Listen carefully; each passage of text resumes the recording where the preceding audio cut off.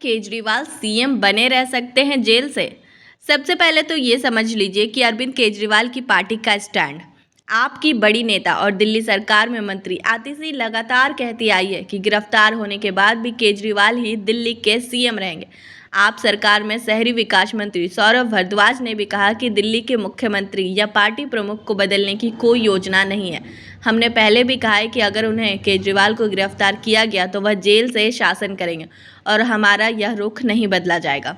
Supreme court के वरिष्ठ वकील चिराग गुप्ता के मुताबिक संविधान के अनुसार विधायक मंत्री बनते हैं और मुख्यमंत्री मंत्रिमंडल का प्रमुख होता है। अनेक राज्यों में विधायकों और मंत्री के जेल जाने के अनेक मामले के बावजूद सरकार पर संवैधानिक संकट नहीं आया। तमिलनाडु की मुख्यमंत्री जयललिता को अदालत के आदेश से सजा हुई, जिसके बाद उन्होंने त्यागपत्र दे दिया था। झारखंड के मुख्यमंत्री हेमंत सोरेन ने गिरफ्तारी होने से पहले ही मुख्यमंत्री पद से त्यागपत्र दे दिया था। संविधान की शपथ लेकर मुख्यमंत्री बनने वाले को नैतिकता और स्वस्थ परंपरा के आधार पर त्यागपत्र देना चाहिए। केजरीवाल के पास दिल्ली सरकार में कोई मंत्रालय नहीं है। आपके पास विधानसभा में पूर्ण बहुमत है, इसलिए मुख्यमंत्री के जेल जाने से राज्य में संवैधानिक संकट की स्थिति फिलहाल नहीं है।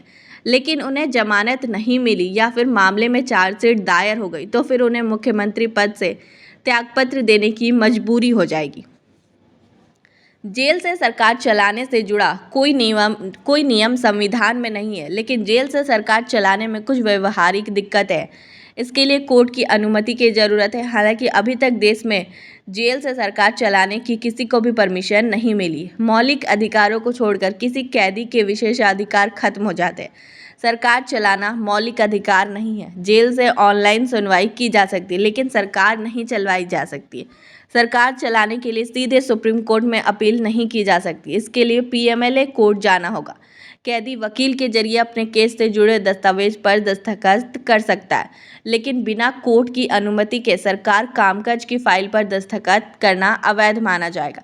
जेल विभाग दिल्ली सरकार के अधीन है, लेकिन वह अपने ही सीएम को जेल से सरकार चलाने या मीटिंग करने की सुविधा नहीं दे सकता।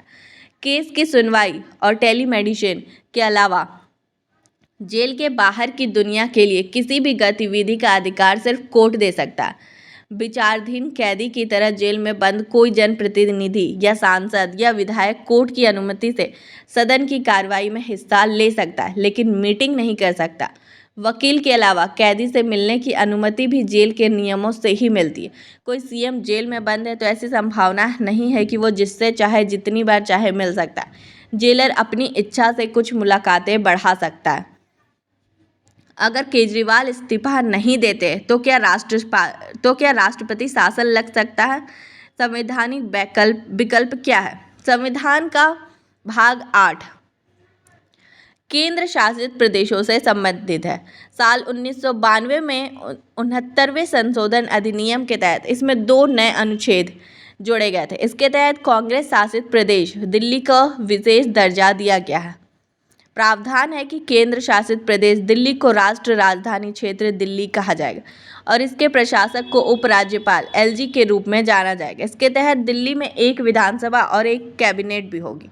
दिल्ली के एलजी को कैबिनेट के साथ किसी भी मामले पर मतभेद को राष्ट्रपति के पास भेजने का अधिकार देता है। किसी भी प्रावधान या इससे अनुच्छेद के तहत बने किसी भी कानून को सस्पेंड कर सकता है। कुल मिलाकर ये अनुच्छेद राष्ट्रपति शासन से मिलता जुलता है।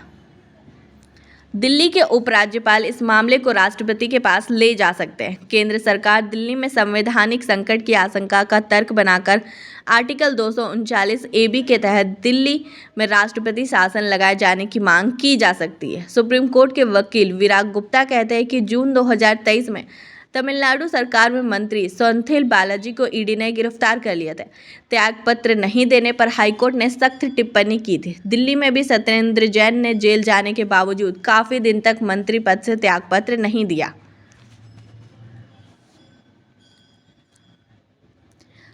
इसके साथ ही जनता द्वारा निर्वाचित सरकार और उपराज्यपाल के अधिकारों के बारे में सुप्रीम कोर्ट के फैसले के बावजूद स्पष्टता नहीं है। मुख्यमंत्री के जेल जाने के बाद पैदा हुए संकट के बारे में उपराज्यपाल, राष्ट्रपति और केंद्रीय गृह मंत्रालय को अपनी रिपोर्ट भेज सकते हैं।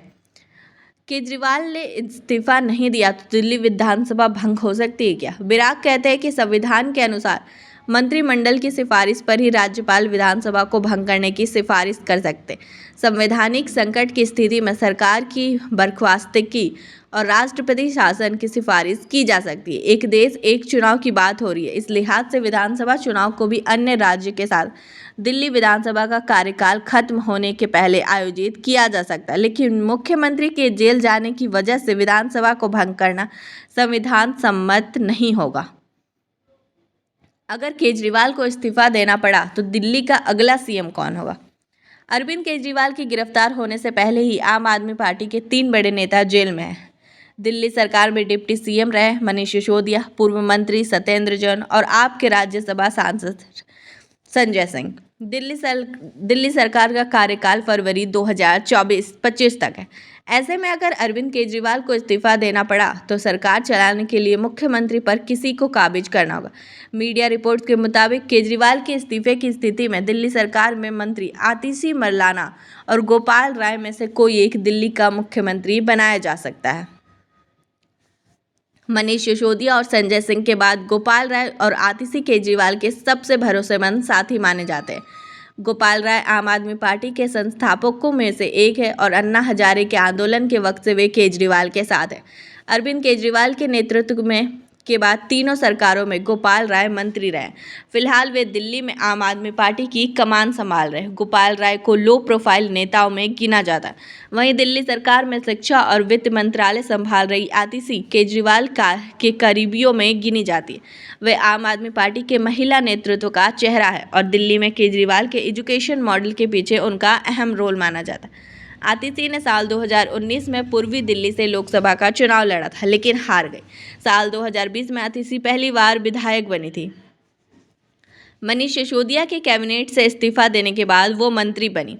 ये भी कयास लगाए जा रहे कि केजरीवाल की पत्नी सुनीता केजरीवाल भी सीएम पद की दावेदार हो सकती है, लेकिन अभी तक ये बस अटकलें हैं। आम आदमी पार्टी की तरफ से सीएम पद के लिए न कोई नई योजना सामने आई है और न ही आधिकारिक रूप से किसी नेता का नाम लिया गया है।